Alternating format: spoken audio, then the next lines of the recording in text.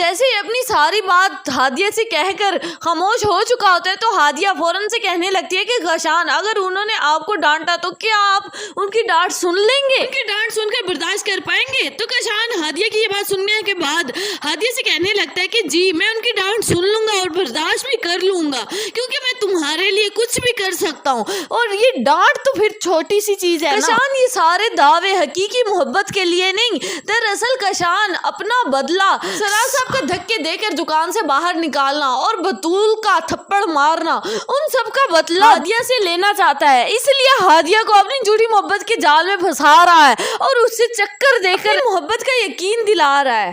फिर कशान ये बात करते ही फौरन से हादिया के घर पहुंच जाता है और उसके वालिदैन से रिश्ते की बात करने लगता है।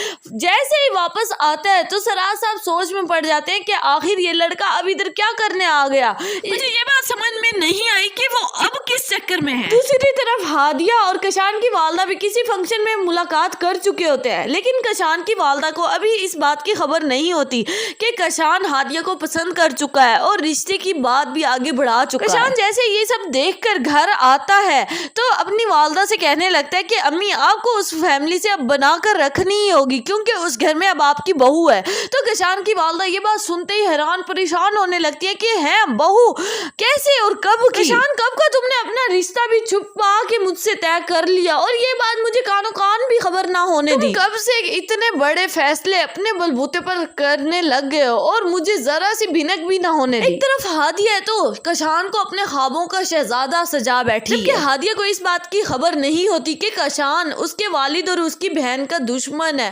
वो सारा इंतकाम हादिया से लेना चाहता है, बल्कि हादिया तो हर वक्त कशान के ख्यालों में खो बैठी है। जाने वाली किस में सबसे बड़ा ट्विस्ट ये है कि कशान की वालदा कशान की सारी बात सुनने के बावजूद कशान की खुशी में रजामंदी अपनी शामिल करेंगी। अपनी कीमती राय से आगाह करना मत भूलिएगा नीचे कमेंट सेक्शन। अगर चैनल पर नए हैं तो चैनल को सब्सक्राइब कर दे और वीडियो को लाइक कर दे।